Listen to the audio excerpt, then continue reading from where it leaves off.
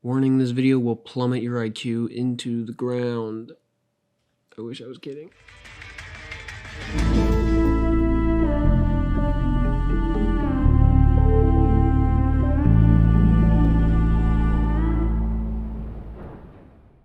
Fear of possible lawsuit aside, I have an extensive track record of talking about and doing things I know nothing about or really have any business in. And this video is yet another. Today I'm attempting to theorize. Though a loyal theorist I may be, I am no MatPat. But I'd like to give a game theory style of video a shot. It's obvious a lot of time goes into those videos, and after completing this one... Holy hell. I can't even ask you, Robert Patrick, how in the I'm not qualified at all to do any of this, but here we go. My questions are regarding Steve from Minecraft. I want to know the internals of those little legs. Minecraft Steve. He has a bit of a noticeable issue. He doesn't have any knees or ankles, or even when you are crouching, you are bending at the hip. Boy, needless to say. And to my knowledge, there isn't anything released that discloses the internal workings of Steve, or Alex.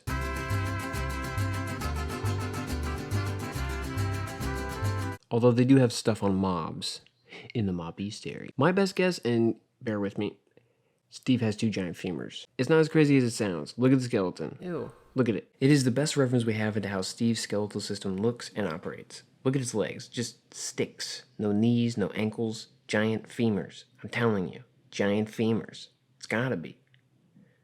Giant. The only thing I'm using the skeleton for is width and length of its leg bones. So height doesn't really matter. We're just scratching the surface here, okay? The math today relies on Steve having elongated femurs and a guy who had to retake Algebra 2 over the summer with his boy whom he copied off of. But I did pass. I got out of there. This is gonna go terribly. Okay, we have our big Q. Let's get some A's. Are Steve's giant femurs a hindrance or a help? Let's do the math. Using a Minecraft block which has an overworld dimension of 1 by 1 by 1 meter or 16 by 16 by 16 pixels, we can then divide that 1 meter of height by 16 pixels of height, giving one Minecraft pixel the measurement of 2.46 inches. Steve's leg dimensions are 12 by 4 by 4 pixels. Feel free to drink every time I say pixels. Pixels. Multiply those numbers individually by 2.46, and Steve's total leg dimensions are 29.52 by 9.84 by 9.84 inches. But I'm going to knock off another 4.46 for the 1 pixel measuring of flesh on the top and bottom of the bone. Hopefully this accounts for the outer skin and other tissue inside his legs, enough for us to get a more accurate estimate. Solving for the volume, we get 594 cubic inches of bone. We can then plug that volume into a compound and material calculator. Yeah, and it has bone as a selectable material. Perfect. Or perfect enough, giving Steve's giant weird femur bones an individual weight of 39.7 pounds. For context, the average adult male femur is 290 grams or 0.64 pounds. Steve has himself some hefty legs. Admittedly, that weight relies on that calculator being correct and me not being as dumb as we collectively understand. But if it and I is correct or anywhere close, Steven's bones are 62 times stronger than that of a human, and bone is kind of annoying about where you can hit it. Hitting a bone along the structure of its length like this is where the bone is best at absorbing impact, and given that Steve always lands on his feet, like a damn cat, we can reasonably use 50,000 pounds of force as our base. That's how much the average approximately 200-pound adult male human femur bone can bear when hit with the length and if the stars align, so don't just go jumping off of shit. That's an absolute best, and not accounting for any other fragile things in your body. Don't jump off of shit. The minimum would be around 12,000 pounds of force.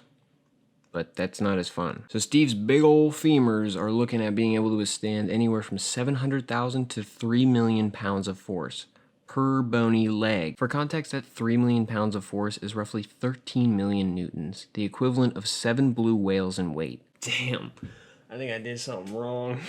But that's at absolute best. I've done that calculation for scaling up an average femur to Steve's several times. This is why this video took so long. And I've come up with a wide range of possible forces of impact that femurs of Steve's size could theoretically withstand. From 7,000 pounds of force all the way to 9 million pounds of force per leg. There's a mathematical law called the square cube law, but I don't even think that law of mathematics applies here given how disproportionate Steve's arms and legs appear to be already to the rest of his body.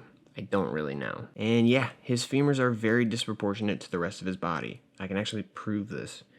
Oddly enough, there's an equation for this exact thing. When we come across skeletal remains of humans in the real world that we can't identify, there's a bunch of equations for different kinds of bones that can be used to best determine that person's height. This was my favorite discovery of researching this video. The formula that we need is this here. This formula is used for potential male and femur bones. It is also for unknown races, because I could not tell you where Steve comes from. People online have speculated he's possibly Mexican, or Caucasian, or just a Swedish man with a tan, so I don't know. When you plug in Steve's femur length in centimeters, it's estimated that Steve is 6'11", which he's not. He's 6'2". So his femurs are built for someone much taller, making these calculations so difficult to work out for me. I won't dive too much more into all of that nonsense. However, I do believe that the 700,000 pounds of force isn't too far off, which is roughly 7 times the force of your seatbelt and airbag restraining you while crashing into a solid barrier going 60 miles per hour. That sounds crazier than the 7 whales. Funny thing is, I don't even think it really matters. You see, the strength of Steve's weird legs isn't his problem. Even if they could only collectively support a force like a normal man of equal weight, either way, he's dead. For certain, he's hurting. See, plugging in Steve's estimated weight of 200 pounds and a 4-meter drop distance into a sketchy freefall calculator, we can see that Steve hits the ground with a little over 2,600 pounds of force. For context, 4 blocks is the minimum distance at which a character can fall in Minecraft and take damage. Falling 3 blocks has no effect. Jumping off of 3 blocks, however, will cause damage. Oh yeah, I did some tests.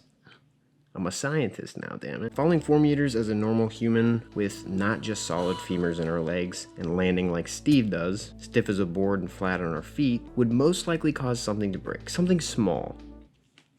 Might blow out your knee. But a drop like that really shouldn't phase your femurs. So why is Steve getting hurt? He doesn't have any other bones in his legs. His legs are damn near 100% thick femur. He's all bone and no bone, you know what I mean? Well, here's the issue.